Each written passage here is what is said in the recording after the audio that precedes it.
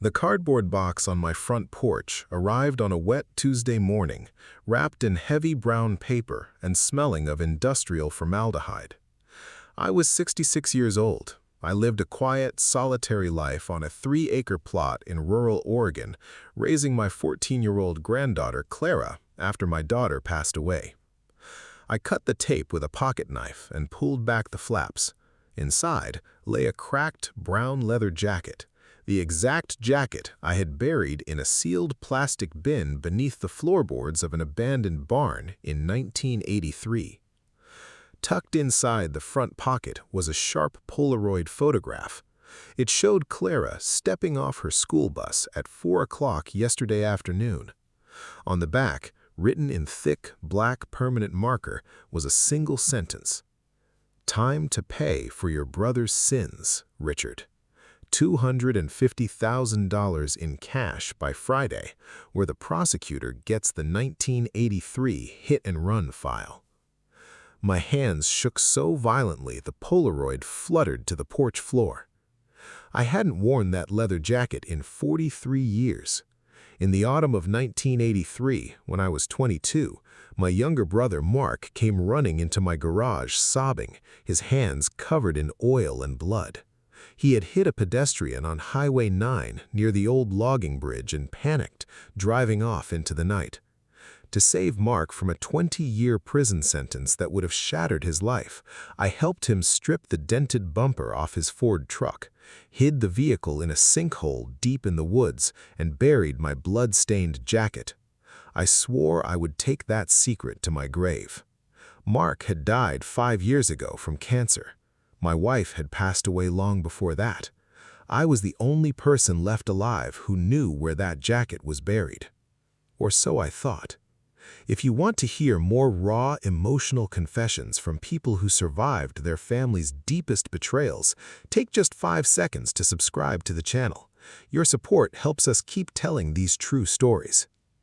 Suddenly, the old landline phone on my kitchen wall rang. Its harsh bell pierced through the quiet house like a siren.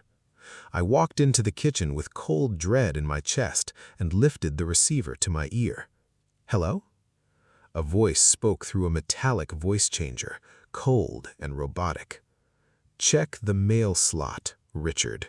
Your mortgage was paid off 20 minutes ago." "Who is this?" I demanded, my knuckles turning white around the receiver. "What do you want with Clara?" The line went dead with a loud, mechanical click. I ran down the hallway to the front door and looked down at the brass mail slot. An official white legal envelope sat on the welcome mat. I tore it open with shaking fingers. It was an official notice from the county land registry office.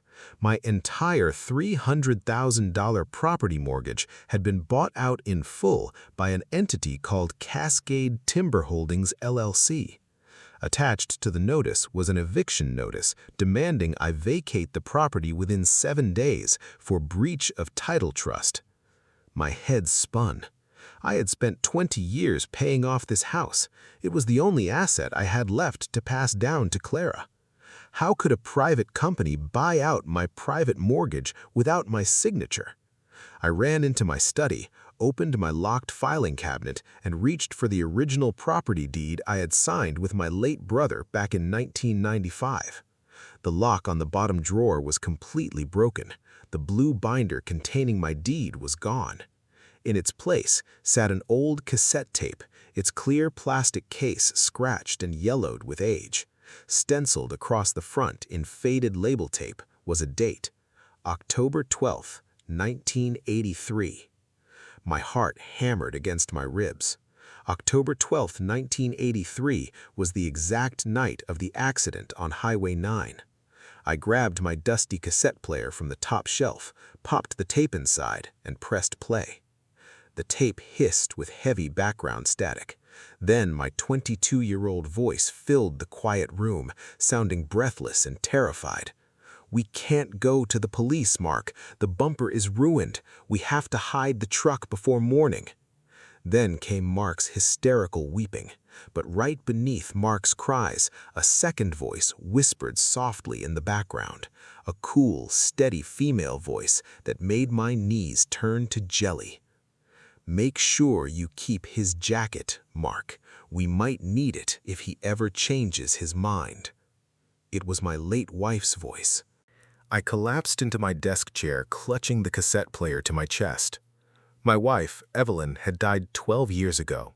I had spent 30 decades believing she was an innocent bystander who knew nothing about the darkness I carried.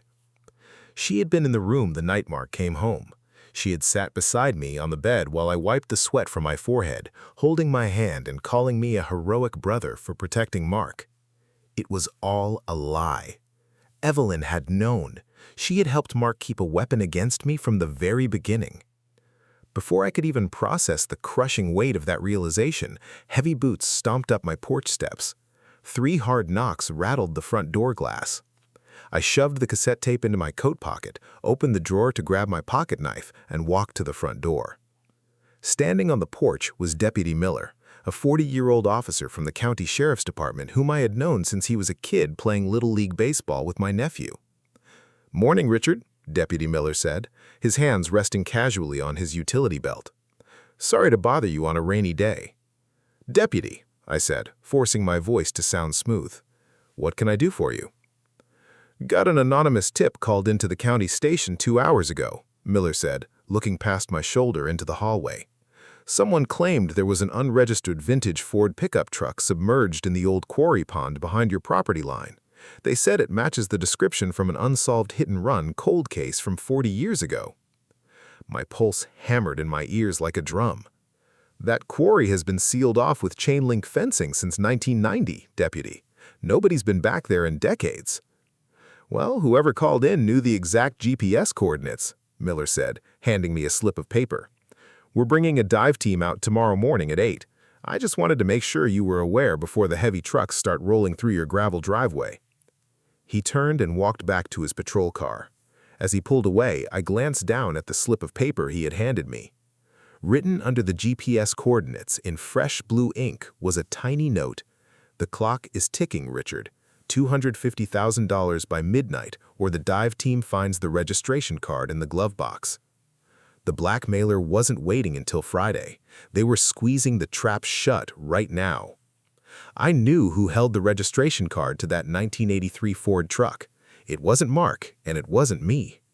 When Mark bought that truck in 1981, he was only 19, so he needed a cosigner.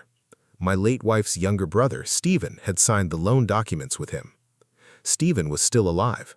He lived 5 miles away in an old farmhouse, running his late father's auto repair shop.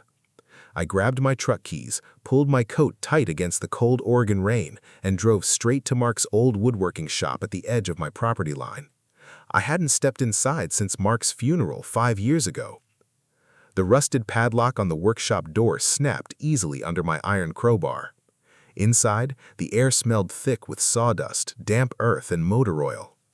I walked over to Mark's old workbench, prying open the bottom wooden drawer where he used to keep his financial records. Beneath a pile of old sandpaper sheets lay a leather-bound journal. I flipped through the yellowed pages until I reached the entries from late 1983. October 14th, 1983. "Richard took the blame. He thinks he's saving me. God forgive me, I couldn't tell him the truth about who was actually driving the truck. If Richard finds out Evelyn was in the passenger seat with Stephen, he'll destroy us all." The journal fell from my fingers onto the dust-covered floorboards.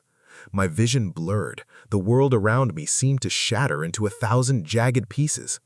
Mark hadn't hit that pedestrian on Highway 9. My wife, Evelyn, had been driving the truck. Stephen had been in the passenger seat. They had come to Mark in a panic, and Mark had brought them to me, knowing I would sacrifice my life to protect my younger brother. They had used my love for Mark as a weapon against me for 43 years. I stood in the dim light of the workshop, tears of pure, unadulterated betrayal streaming down my weathered cheeks. 43 years of living with the crushing weight of guilt.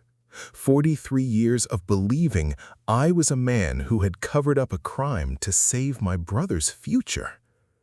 It had all been a performance arranged by my wife and her brother, Stephen. Suddenly, the floorboards behind me creaked. I spun around, grabbing a rusty tire iron off the workbench. Standing in the doorway of the workshop was my 35-year-old daughter-in-law, Amanda, Mark's widow's daughter, who had been acting as my financial power of attorney since my heart procedure last year. She was holding a thick manila folder and a pair of brass keys. "Amanda," I gasped, lowering the tire iron slightly. "What are you doing out here in the rain?" Amanda didn't look surprised to see me holding the journal. Her face was cold, calculating, and completely stripped of the sweet, caring mask she had worn at family dinners for 10 years.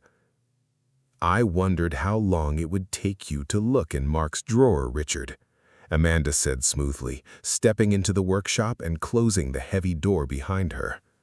"You," I whispered, the realization hitting me like a physical blow to the chest. "You sent the leather jacket. You bought out my mortgage through Cascade Timber Holdings." "I found the jacket in Stephen's attic 3 months ago when he asked me to clean out his garage. And I found Mark's old confessions. Do you know what else I found, Richard?" She held up the legal documents so I could see the header printed at the top. "Application for Involuntary Residential Care, Pine Valley Senior Facility." My mother died with nothing because your brother Mark spent his final years paying off Stephen's gambling debts to keep him quiet.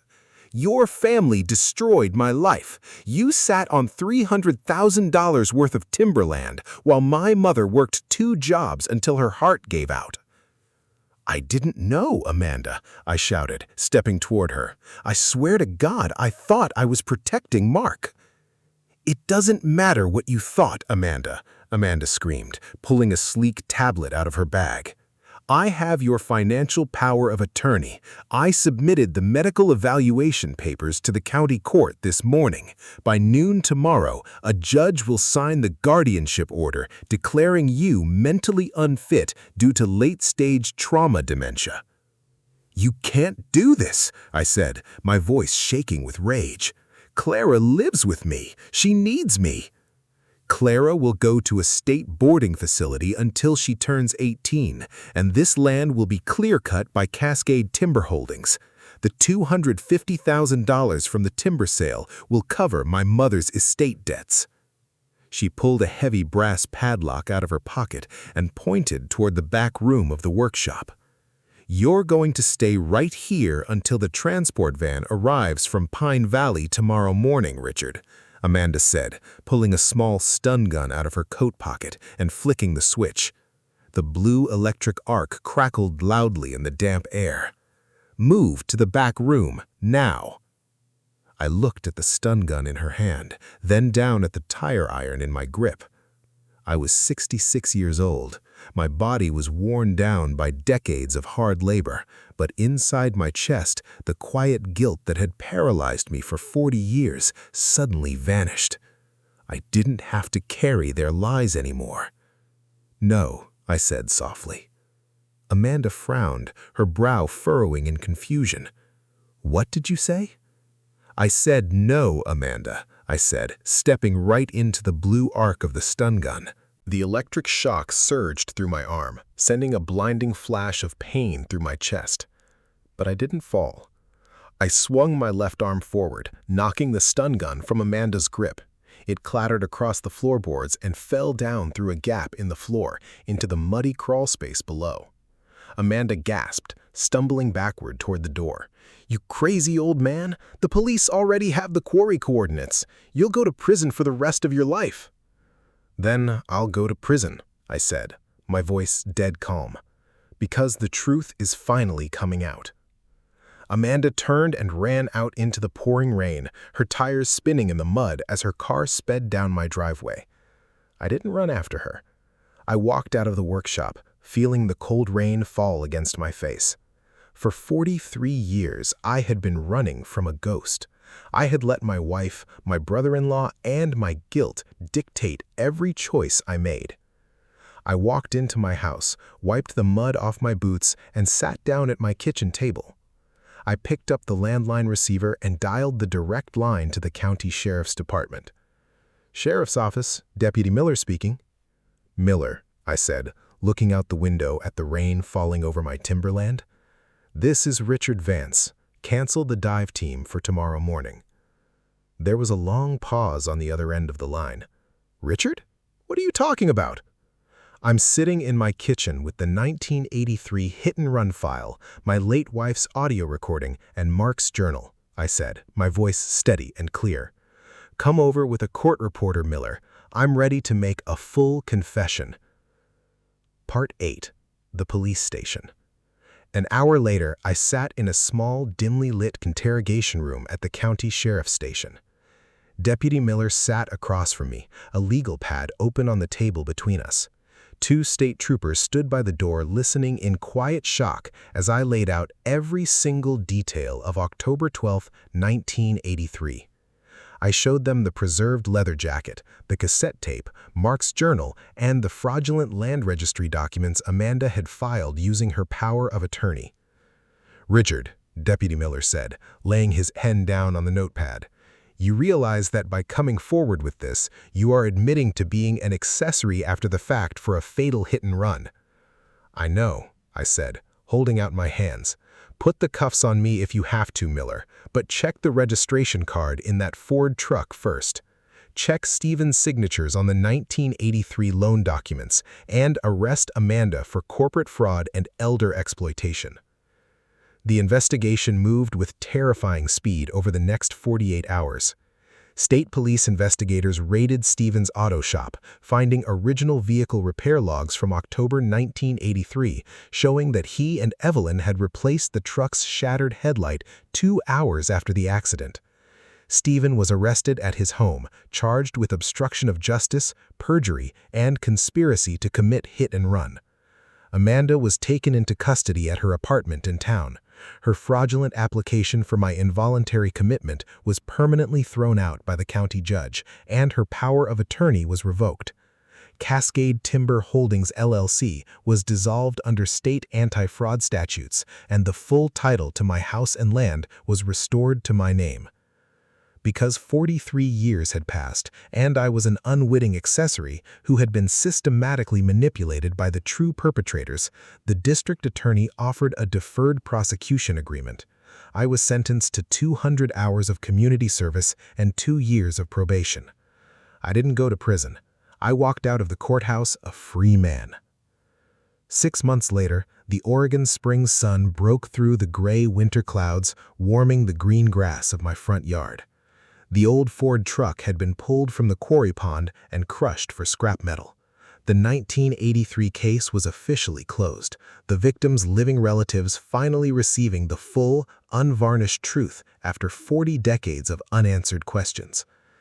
Clara came running down the porch steps, holding a brand new sketchbook I had bought her for her 15th birthday. She sat down beside me on the wooden bench under the big oak tree. "Grandpa," said Clara, leaning her head against my shoulder, "are you sure you don't mind staying here instead of moving to the city?" I put my arm around her shoulders, looking out over the 3 acres of quiet forest that now belonged entirely to us. "There's nowhere else I'd rather be, sweetheart," I said, a genuine smile spreading across my face. Stephen spent his remaining months in home confinement under a deferred sentence due to his failing health. Amanda was ordered to pay full financial restitution and received 3 years of formal probation for real estate fraud. I haven't spoken to either of them since the trial. The toxic web of lies that had bound my family together for 43 years was completely severed. I am 66 years old now. I don't carry the weight of my brother's sins anymore.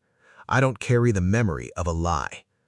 I lost 43 years of peace, believing I was guilty, protecting a brother who didn't exist. But as I watch my granddaughter draw the bright spring flowers in her book, I realize that the truth didn't destroy my life. It saved it. And for the very first time in my entire existence, I am finally living in the light.